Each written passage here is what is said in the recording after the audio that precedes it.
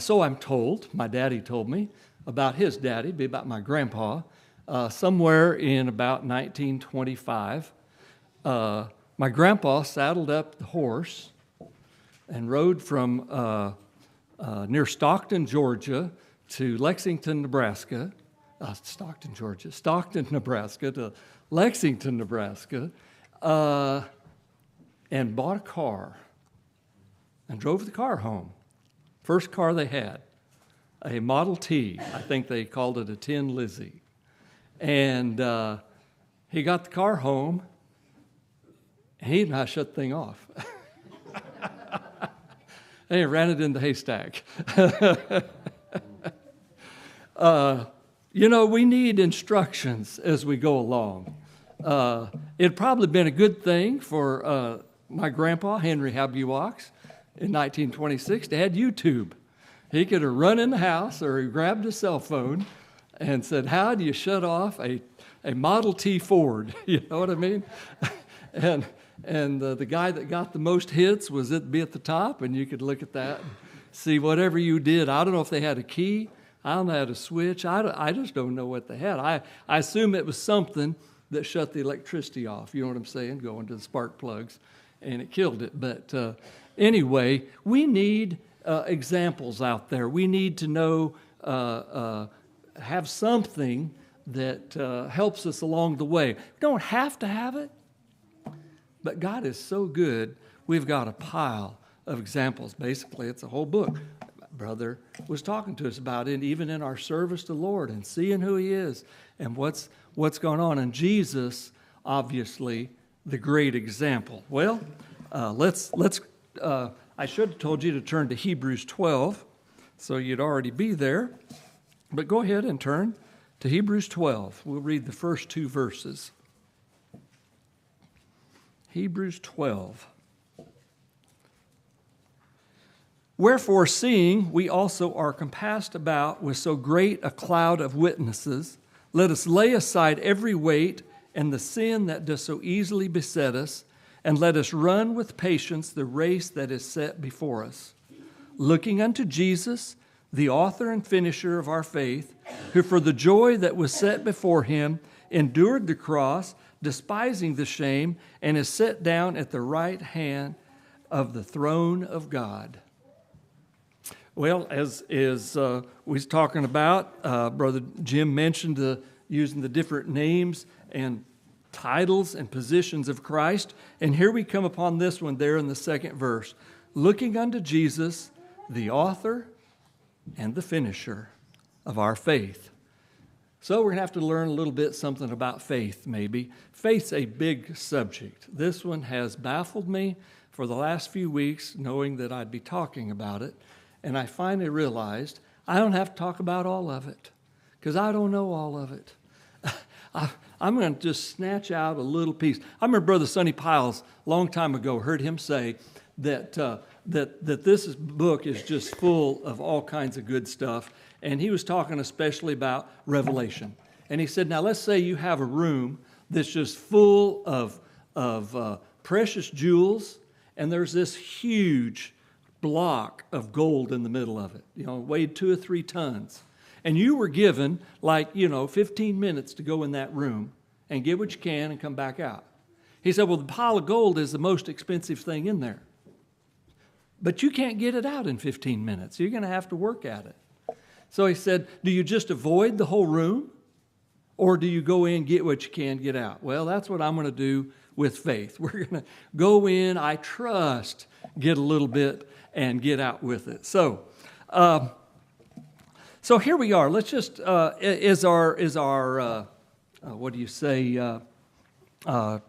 for a little bit. Let's just use these 2 verses. Wherefore?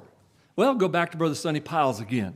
He said, if something starts, it says therefore, a verse, you need to go back and see what the therefore is there for. Well, wherefore, I think, is the same kind of thing. So we're going to go back. We need to go back and understand what the wherefore is there for. We'll change that a little bit.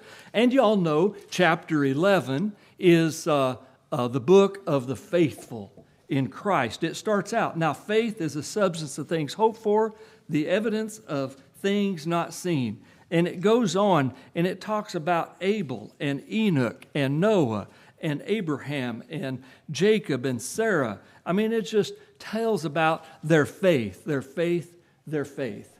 And so that's the bookend on this side of what's going on, of the wherefore. And if you go to verse 2, it says, looking unto Jesus, the author and finisher of our faith. That's the bookend on the other side.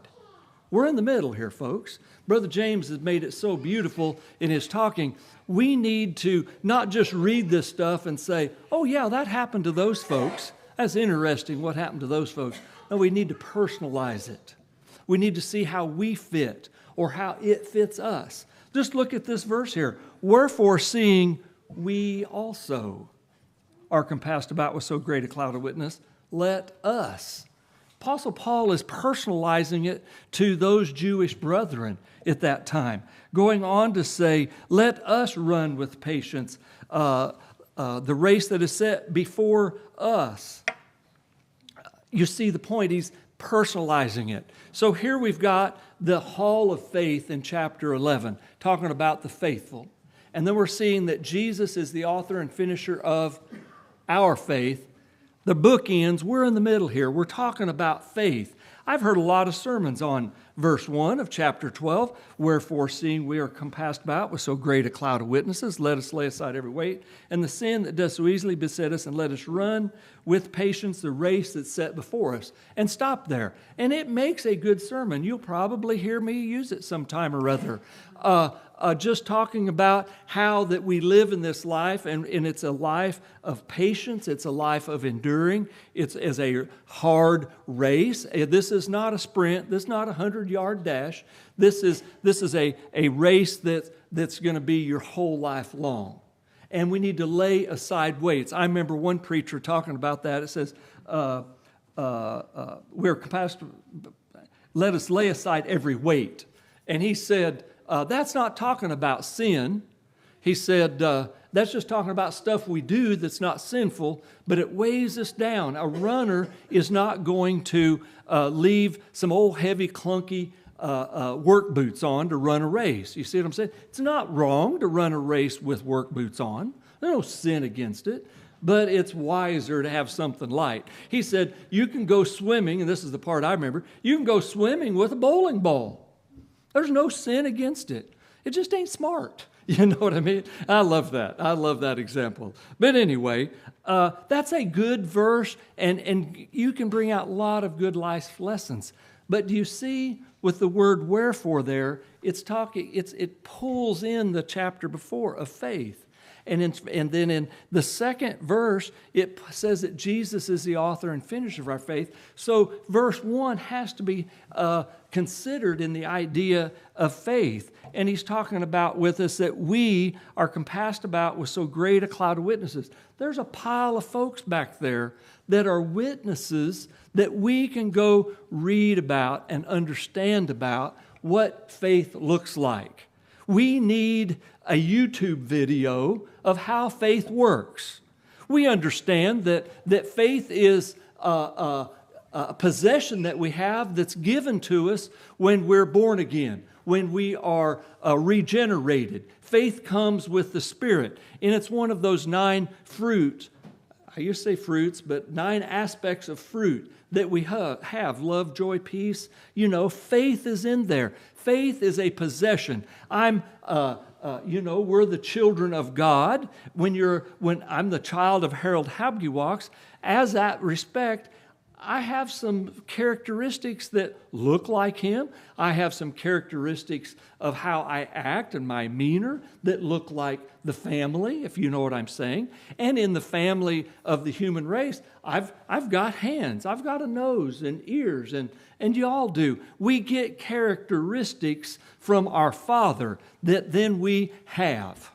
Does that make sense? That's pretty simple, isn't it? I want to be simple with it. So in that aspect, we understand that every man is given the measure of faith. There's an aspect of faith that we have that's given to us. It's a possession that we have. But that's not what this is talking about. It's talking about what are you going to do with that possession of faith? How are you going to handle it?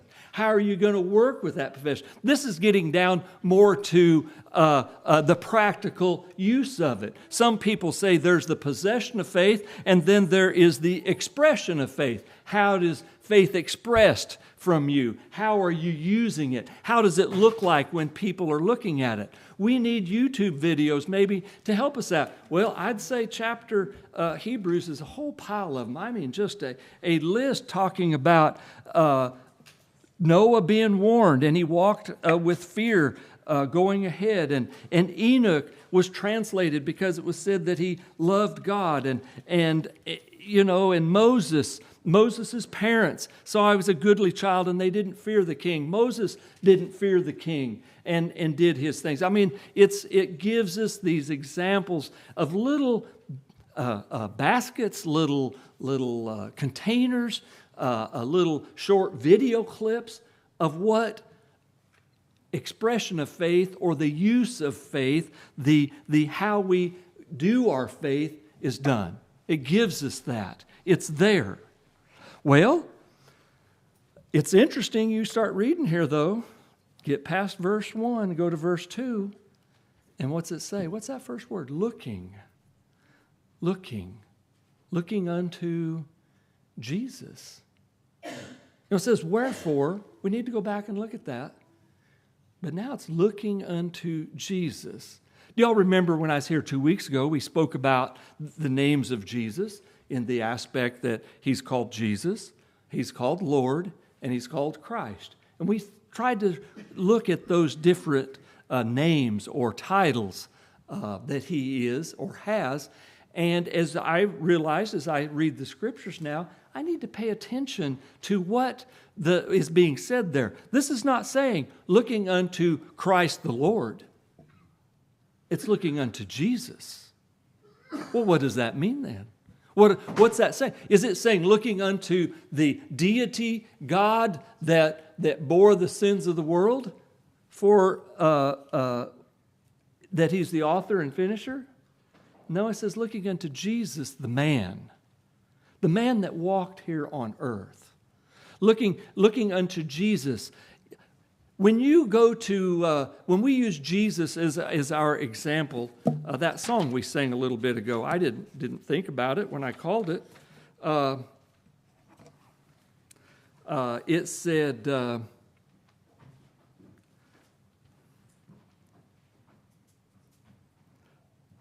we'll talk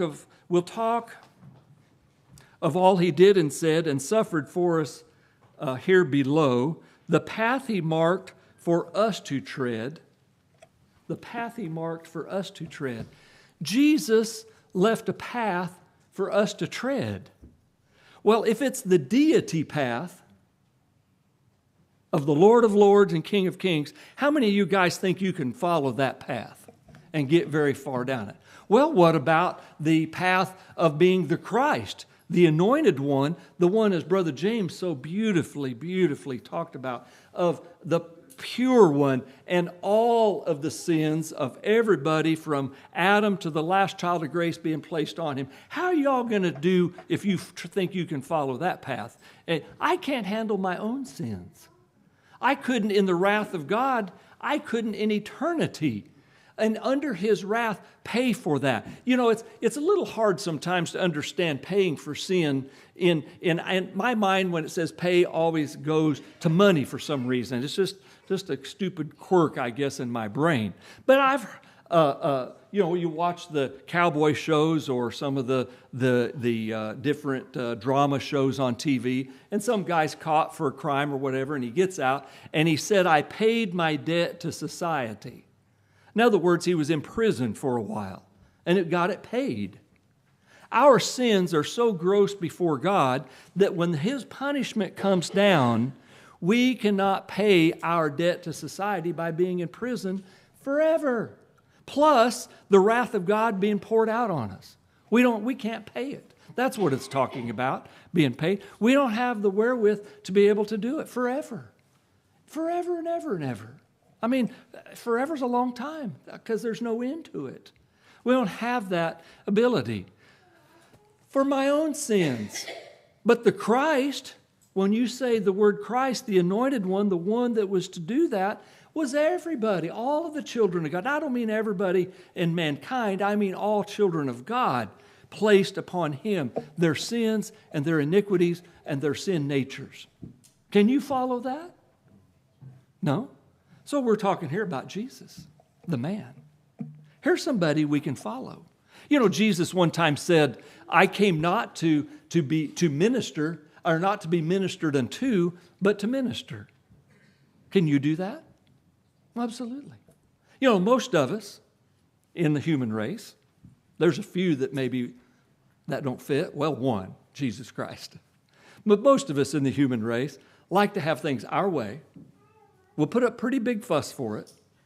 And we really want folks to minister to us. Take care of my needs. You know, I've used the example here before, and I'll use it again. Years ago, if anybody can find this cartoon, I'd love to have it. It was Charles Schultz doing Snoopy cartoon characters. And you've got Lucy and Charlie Brown talking. And Lucy's like, what's the meaning of life, Charlie Brown? And the next segment, something however it goes, I don't quite remember. Charlie Brown goes, well, I suppose that we're here so we can help others. And the last one, Lucy's like, somebody's not doing their job. She wasn't looking to help anybody. You remember how Lucy was in those things. She was always self-centered, right? And here she is.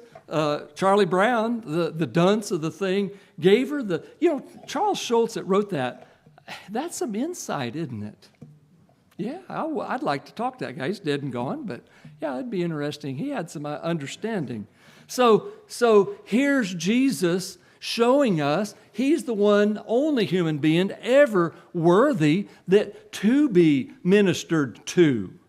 But he came and said, I'm going to lower myself and I'm going to minister to others. That's a path we can follow. Well, so here's the Jesus here, looking unto Jesus, looking unto Jesus. This is our path, folks. What was our bookends? Faith and faith. So we're going to find out now how to use faith. We're going to find out now how to shut the Model T Ford off, okay? We got a YouTube video coming up. Well, it starts out looking unto Jesus. It gives us a little understanding of him, the author and finisher of our faith. This guy is the one that created faith. He understands faith. He knows what faith is all about. He is faith. He's what our faith is placed in. Some people say it, he's the object of our faith. Here he is. He's the author of our faith and the finisher. Well, if we're talking here about the possession of how it is, and maybe the author part is, I'm not going to quibble a minute about that. But the finisher part of it is interesting to me. Does that mean that he starts your faith and it's going, and then in a few hours he can just, it's finished, and you've got faith, and you're just out there, 60 mile an hour down or 80 mile an hour down the interstate? No, I don't think so. I don't think so. In verse 1, he uses the idea that it's a race. And this is a race of life. It's a long race. It's endurance. Well, that word is used here. Let's look at it. Looking unto Jesus, the author and finisher of our faith, who, for the joy that was set before him, endured the cross, despising the shame, is set down at the right hand of the throne of God.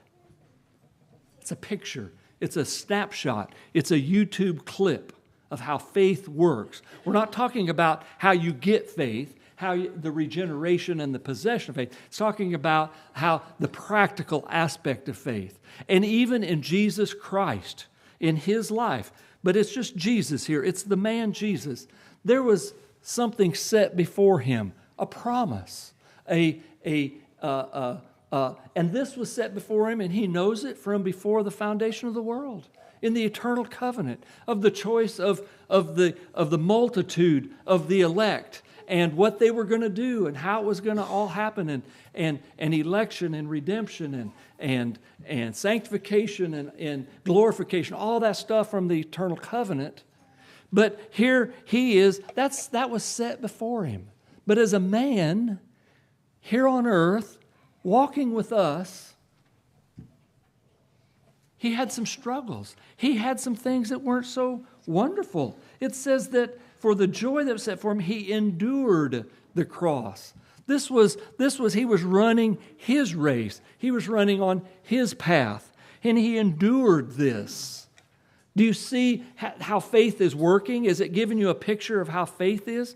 You may have something, Brother James, again, talked about that day when Jesus is coming back. Do you all look forward to that day?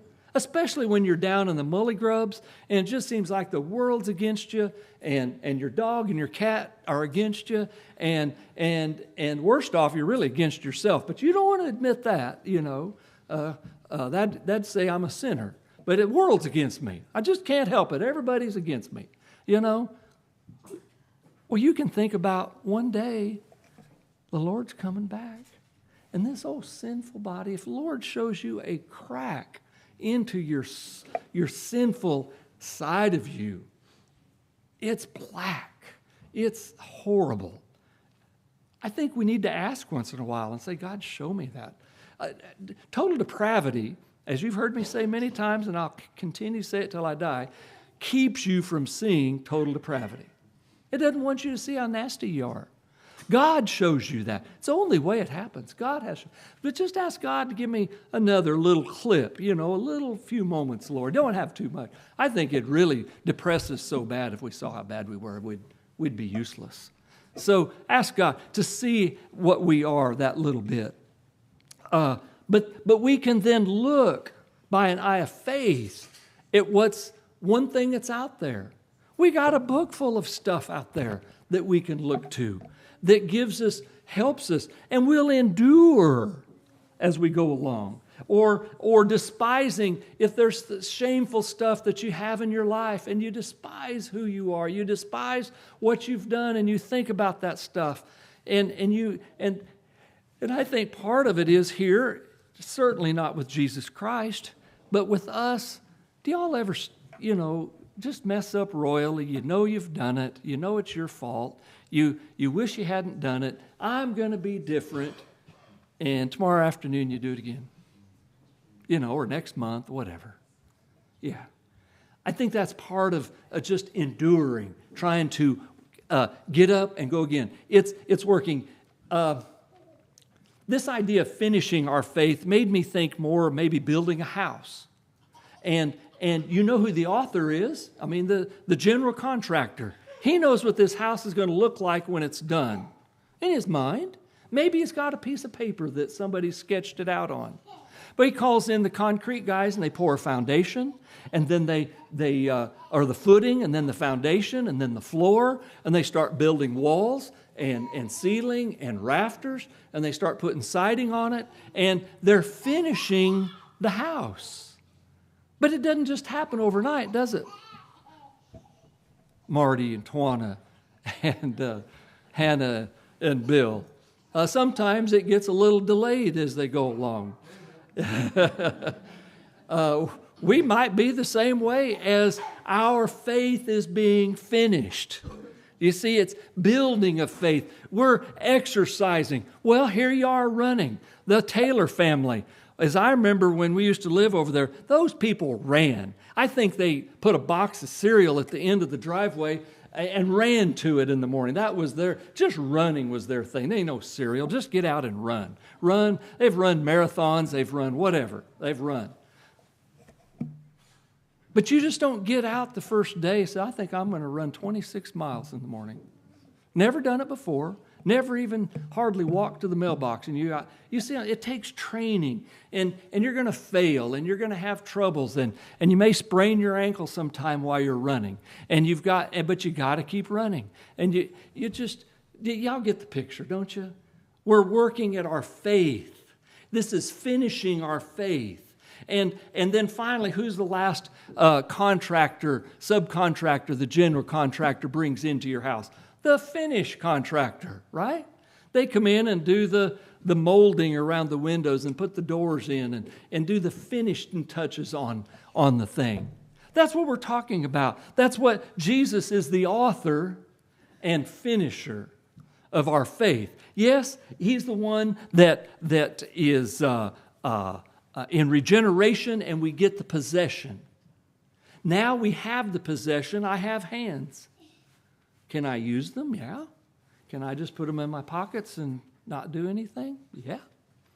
So, but this teaches us how to use those things, how to use our faith, how faith is going to work. Jesus, looking unto Jesus. We got a whole chapter of folks behind. We can go back and look at them. But did it say to look at them? Well, it says wherefore. So I think, yeah, go back and look a little bit. But verse 2, looking unto Jesus, we know who he is, the man, here on earth, an example, left a path for us to follow.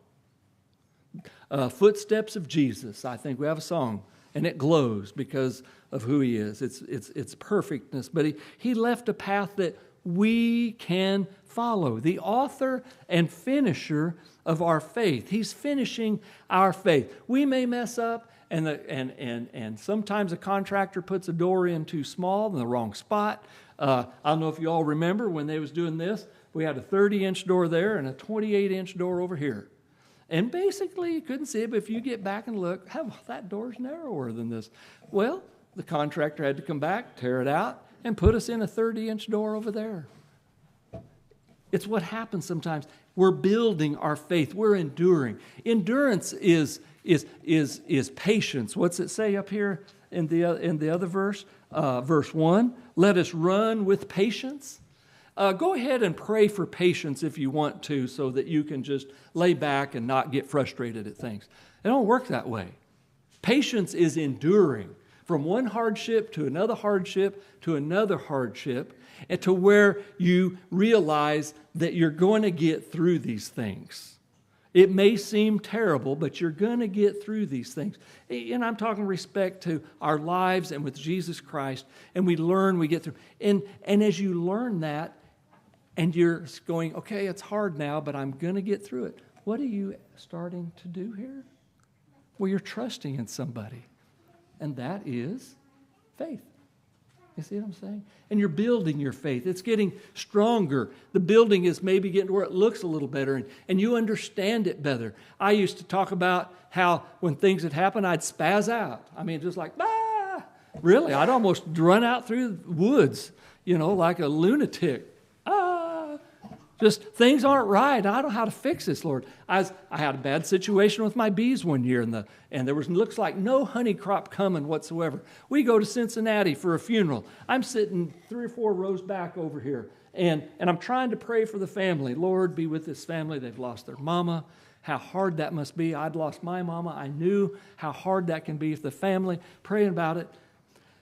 But then I'd spaz out, and I'd nobody saw it, but I'm like, oh, Lord, what am I going to do with my bees? Because there's no honey crop, and how are we going to live for the next year? Oops, I'm sorry, God. Pray for the family, pray for the family. Oh, what am I going to do? I pray to God I don't do that as much. I'm a little more even-keeled. Maybe my faith, this is a hard time coming up. But, Lord, I've had some experiences with you, and you've been faithful. You've helped me through the experience. You can look back like you look back to chapter 11 and see how he helped these people. I'm talking about the practical aspect and use of faith. We see how he helped those. You go and look at your own experiences and see how God has helped you as you bumped along and had the door too small or put in the wrong kind of flooring or whatever the situation is in your house.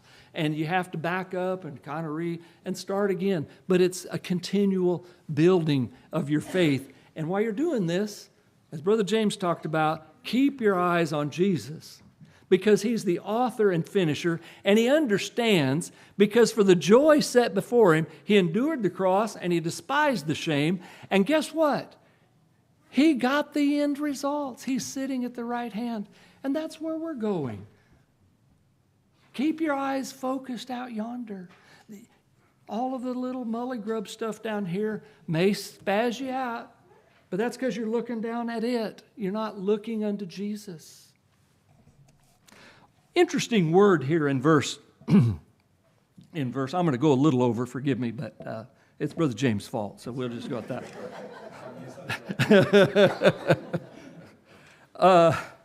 Wherefore, seeing we also are compassed about with so great a cloud of witnesses.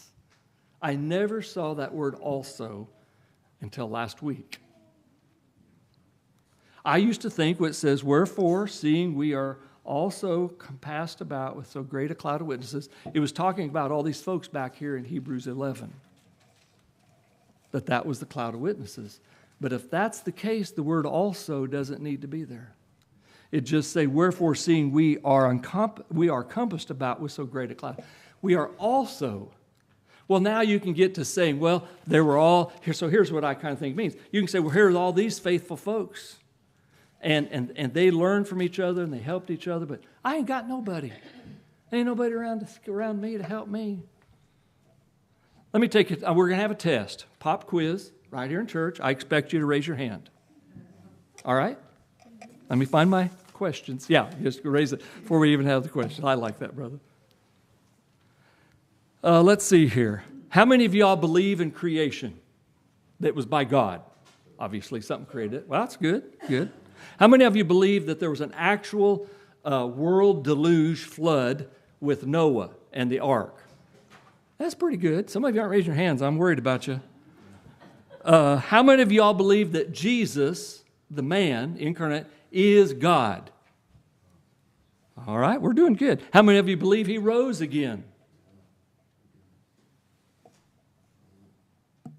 How many believe you? He says, come unto me, all ye that labor and heavy laden, and I will give you rest. That's a promise. How many of you believe that that promise can come to happen?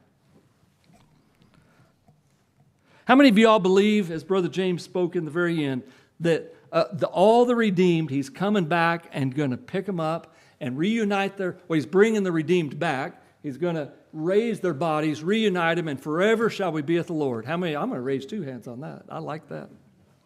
Well, most of you got that passed pretty good on that. Do you know what I just did to y'all? All of those things, if you said yes to, is by faith that you can do any of that. Anything you answered yes to in those questions has to be by faith. That is coming from your possession, and you were expressing it by raising your hand. And all of a sudden, guess what I am? What have 30, 40 people in this room? Wherefore, seeing we also are encompassed about with a greater cloud of witnesses. Y'all are my cloud of witnesses. Brethren, I know some struggles that some of y'all have gone through recently and not so recently. And you got there trusting in the Lord. I know some of you that get down and you look forward to a day when the pain of the illness or the complications of this body will be gone one day because you'll be forever with the Lord and you're looking for your exercise. I get to be around you folks. Do you realize that? We are each other's. I lost the word. Cloud of witnesses. You know what a cloud is? A cloud is a whole bunch of little particles of water out there, water vapor, and it's a cloud. Y'all are a cloud. You're a whole bunch of little particles of folks, children of God, and you're trusting the Lord. And I know you have faith because I just gave you the test and y'all passed. You're exercising your faith in those things. You know, as I did this work, I got thinking, because here the one with Jesus says, looking unto Jesus, the author and finisher, right? For the joy that was set before him. There was a promise set out there before him. Well, that's not the only way faith works. I mean, it's one of them. So I know there's many. I just thought of these things. There's an aspect that there's things that we believe in, things unseen. Well, let's just go back to chapter 11, verse 1. Now faith is a substance of things hoped for, the evidence of things not seen. That's faith. Something you can't see. Do y'all think there might be angels in this room right now? Guardian angels? I can't see them. What about the student that was helping Elisha, and the Syrian army was coming down to get Elisha? Can you imagine one person? How would you like to be the one person, and the Russian army found out you were the one messing up their plans, foiling their ideas to invade America? You were the one.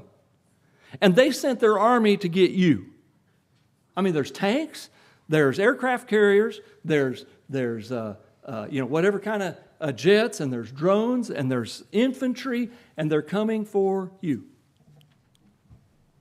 Now, the little servant of Elisha got a little scared because here's the army outside the tent. Yeah, they don't even have a good fortification, a tent. Yeah, like that's going to hold back a chariot or whatever. And God and Elisha, he said, there's more out there that's for us than's against us. There's more out there. And the servant went out and said, you don't know what you're talking about. He prayed and said, open his eyes, Lord.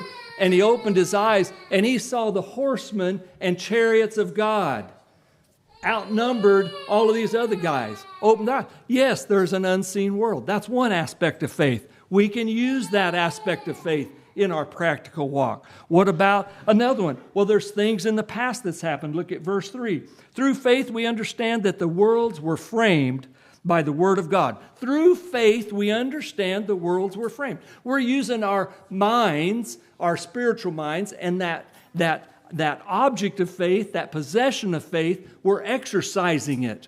It's helping us to endure, and part of it is we understand that the worlds were framed by God. Nobody was there. We have no eyewitness accounts. We just believe that God did it. We believe that there was a flood. Nobody was there. Yeah, there may be some evidences. When you find sea creatures on top of Mount Everest, you probably figure there must have been a worldwide flood. Some folks can't make that connection. It's not a big leap for me, but it's still by faith because nobody was there to really see it. You see what I'm saying? We have those aspects. So we have the using our faith in one aspect of by seeing to the past. We have the aspect of unseen things. I know that those angels are here, but it's by an eye of faith. What about the idea that here was with Jesus when it said, looking unto Jesus for the joy that was set before him? Well, we talked about it in those questions I give you. When Jesus said, ye that labor and are heavy, come unto me, all ye that labor and heavy laden, and I will give you rest. You raised your hand and said, yes, I believe that Jesus will give me rest if I come to him. I know some of you have done that and experienced it, and maybe you've done it enough that you kind of able to be blessed to rest in it. And I don't mean rest that you ain't going to do it anymore. I mean you're not spazzing out over the thing. You're just like, here comes a trial. And I've experienced enough. My house, faith house, I can see how it is. Or the author of my book has got enough chapters written in it finally. I can see what the story's about. Or I've exercised enough as it talks about running this race. And I've exercised and I've ran several marathons. And I've talked to other people that's run. And I can kind of see how this thing's going to end. And therefore, my faith will carry me through, and I'm not going to be spazzing out again. I won't be going off in the deep blue yonder. I won't be depressed and just, in the worst woe me feelings or whatever. What else do we have with promises? Actually, there's a promise or two here. Let's just do this. There's one here. I like verse 7. By faith Noah, being warned of God of things not seen. How about that one for a not seen thing? Not just the angels in the room. They'd never seen rain. Things not seen, never seen rain. Yet he moved with fear, trusting in the Lord. Well, there's another one for you. Trusting in the Lord is by faith. You don't do it any other way. And he moved with fear, trusting in the Lord. It's something he'd never seen. God said, Noah, I'm going to flood the earth. It's going to rain. You build this big boat. We're going to put the animals in it. You're going to float on top of all this stuff, and it's going to save you and your children and your daughters-in-law. And he moved with fear, trusting. I'd like to get some faith like that. And it's not like it's an impossibility. It's not put in the book just for us to go, ooh, oh, ain't that cool? I'll never get there. No. And I'm surrounded with people I think that's had as much faith as it took for him to do that, trusting in the Lord, as Noah did. And I have you as my examples. I have you as my little how-to thing, how to shut that Tin Lizzie off, how to get it stopped. My YouTube video snippets are right here in the room. I'm surrounded by them. I love it when I'm trying to change, some kind of part on my car and I go to the YouTube video and there's like 25 or 30 different videos there for the same thing. When you go there and there's only one, I'm a little concerned because did this guy do it right or not? Of course, and sometimes there's none. But I like it when there's a whole bunch. I like it when I had all of y'all saying, yes, I believe. Yes, I believe that. Yes, I trust in the Lord. I've got you all surrounded me. But remember, we're looking unto Jesus with that. Here's my favorite one here in this group in Hebrews 11. Through faith, verse 11, through faith also Sarah herself received strength to conceive seed, and she was delivered of a child when she was past age, because she judged him faithful who had promised. Judged him faithful who had promised. Faith. You realize Sarah was about 65 years old when, and Abraham was 75 when God met up with him in Ur of the Chaldees and said, Abraham, get yourself up and go from your family. When Abraham was 25, all of his 25 or 28, whatever it is, grandfathers back to Shem in the flood were still alive. Did you know that? All of them back. By the time he's 75, quite a few had died, but there's still a pile of them. Get up from your fathers. I mean, you talk about a nest where we lived in South Georgia. You would know. We lived in the Harrison community. Now, I realize it was just north of Climax, but the Harrison folks that made up Pedment Church were Harrisons. And we lived on Hugh Harrison's property. He had died and his wife moved down. We rented it. But there were Harrisons all over that community. They didn't move. Well, here's Abraham living in a community of whatever their folks were, but he's there with all of them. God says, get up and leave. I'm going to show you land. I'm going to give. Well, God, I'm here with my family, and this is my land right here, with my family. No, God, get up and go. And I'm going to make you of a great nation. You will have of your seed. Well, Brother Marty and I have kicked back and forth. I'm sorry it's so long over. I'll be done shortly. Brother Marty and I have kicked back and forth about if it says that Abraham staggered not at the promises. I think he staggered.